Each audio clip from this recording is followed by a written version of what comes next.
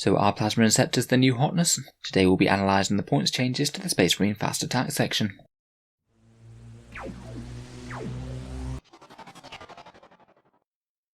Hello and welcome back to Auspex Tactics, the strategy focused 40k channel, where we've been looking at the new 9th edition news and rumours as they've been coming out. Much like the Space Marine troops, this little analysis is drawn from the Space Marine playtesters documents that were leaked, where we got what looks like a full change in the points costs for all the regular units and ranged weapons, but nothing else in terms of other equipment or melee weapons yet. It's possible these could not be the final points values, but on the balance of probability I strongly suspect that they are. So let's take a look at unit by unit for the Space Marine Fast Attack and see what went up, what went down, and what's more likely to be played in the new edition.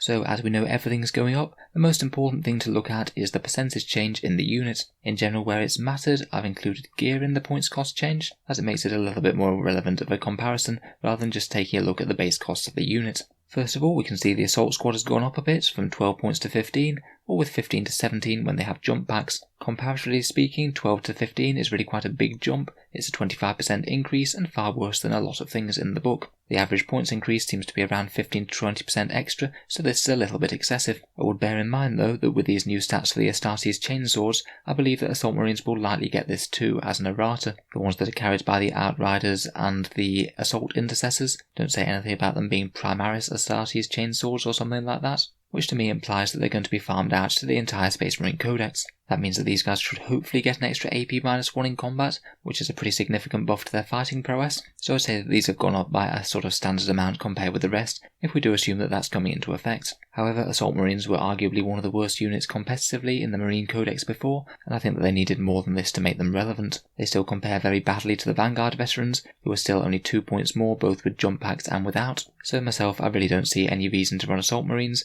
when you could just run Vanguard veterans instead. Of course, seeing the points cost for the melee weapons will be very relevant in determining the worth of these guys. It's also not impossible they might be paying 1 point for an Astartes chainsword as well. We will have to wait and see.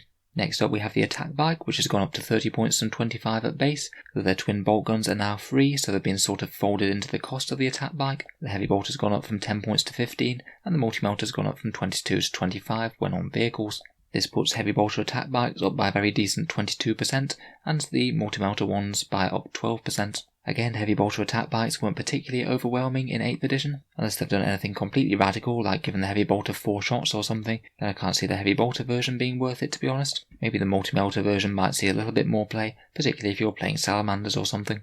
Bike squads have gone up 23 to 25 points, again having the twin bolt gun cost folded within inside the unit cost, so a relatively minor points increase, which does equate to a minor buff compared with the others. Seems a pretty reasonable change to me. Of course they will be competing with their new Primaris Outrider cousins. I think these guys will point for point be tougher than the Outriders, just because you'll lose less wounds to missile launchers and las cannons and things. Plus their shooting will in general be a little bit better. Having almost twice the amount of twin bolt guns is better than just having one set of twin bolt rifles. In general I think bike squads are going to be better for a shooter unit, where the Outriders are a bit more of a mix between shooting and combat. I feel that Inceptors and Plasma Inceptors are probably the biggest winners out of this entire fast attack change. Again, they've sort of had the cost of their guns kind of folded into the main unit. They used to cost 25 points before, and now they're 40, but their assault bolters are now free, completely offsetting the change. This means that an assault bolter Inceptor has actually gone down from 41 points to 40, meaning that they're actually less points than they were before, and considering most everything else in the game has gone up, this means that these guys have been heavily buffed. Not a bad change for Space Marine players, who I'm sure will often have a lot of these guys lying around from sets of Dark Imperium or No Fear. The Plasma Exterminator Inceptors have received an even bigger buff though. They were 59 points before, they're now 50, those Plasma Exterminators cost 5 points each, so overall they've actually seen a 15% points drop since the new edition.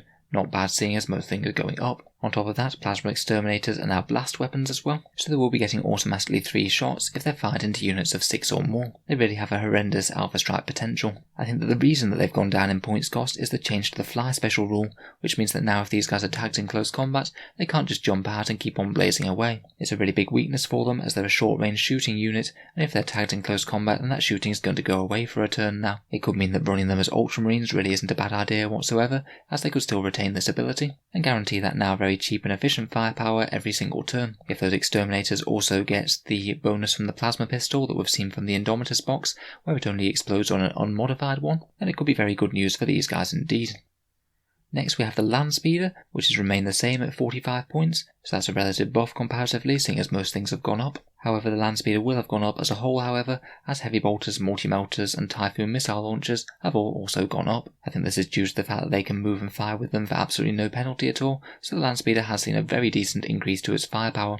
Single heavy bolter land speeders have now gone up around about 9%, multi-melter land speeders about 4%, they'll cost you 70 points now, and with heavy bolters and typhoon missile launchers they've risen about 15, and a land speeder with this loadout will now cost you 100 points. Still though, at least they're very flexible now. You can be jumping them all over the backfield and staying out of enemy range, all while not suffering any penalty to moving and shooting. Considering they've gone up in line with basically everything else, but also received a big buff in moving and shooting, I think it's an overall buff to the land speeder. Heavy flamers might be filtered on them a little bit more now they can shoot in combat, but again remember, similar to the Inceptors, they can't fall back and shoot anymore, so in general terms you are going to want to play them at arm's length most of the time.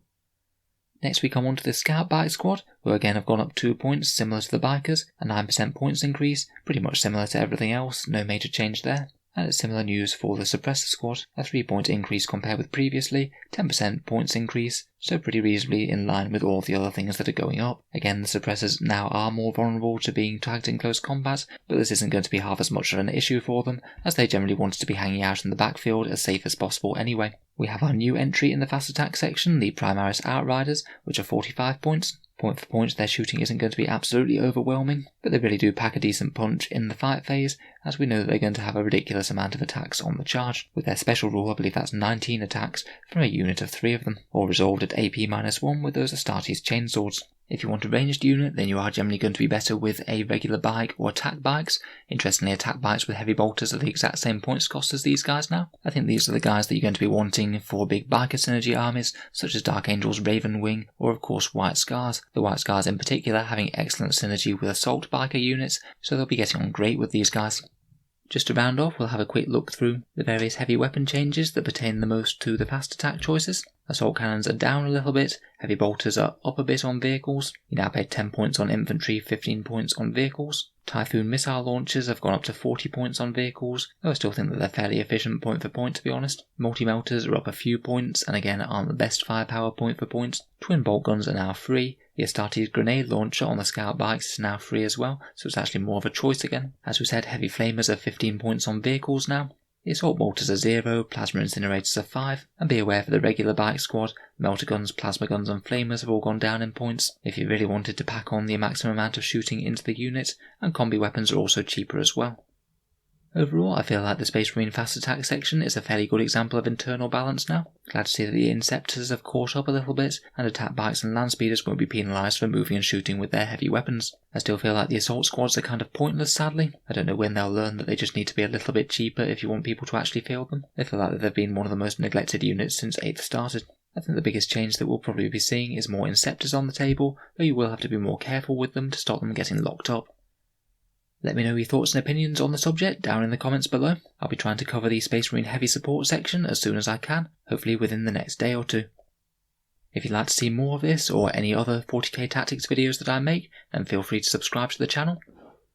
And if you have been getting good value out of these videos, then any support on the channel's Patreon page is massively appreciated, as it is what allows me to spend quite so much time making videos about model soldiers. As well as supporting new video creation, channel patrons get to see videos early each week, there's regular polls to see what sort of videos come next for the channel, and there's regular monthly prize draws, such as next month we're giving away 3 copies of the Indomitors box set on the channel.